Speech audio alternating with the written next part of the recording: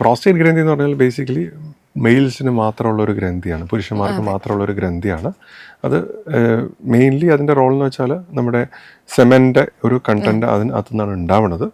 അപ്പോൾ നമ്മുടെ നമ്മൾ ഏജ്ഡ് ആകുമ്പോൾ ഒരു 45 years ഒക്കെ കഴിയുമ്പോൾ നമ്മുടെ പ്രോസ്റ്റേറ്റ് ഗ്ലാൻഡ് ചെറുതായിട്ട് കുറേശ്ശെ വലുതാവാൻ തുടങ്ങും. അതൊരു ബോഡിയുടെ ഒരു നേച്ചർ, പ്രോസ്റ്റേറ്റ് ഗ്രന്ഥിയുടെ ഒരു നേച്ചറാണ്. ഏജ് വരുമ്പോൾ അത് പതുക്കെ വലുതായി തുടങ്ങുക എന്നുള്ളത്. അപ്പം ഈ പ്രോസ്റ്റേറ്റ് ഗ്രന്ഥി ഇരിക്കുന്നത് നമ്മുടെ ബ്ലാഡറിൻ്റെ നേരെ താഴ്ഭാഗത്താണ് ഇരിക്കുന്നത്.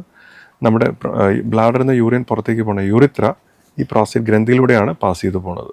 അപ്പോൾ അതായത് യൂറിത്രയുടെ ഈ തുടക്ക ഭാഗം പ്രോസ്റ്റേറ്റ് ഗ്രന്ഥിയുടെ അകത്താണ് ഇരിക്കുന്നത്.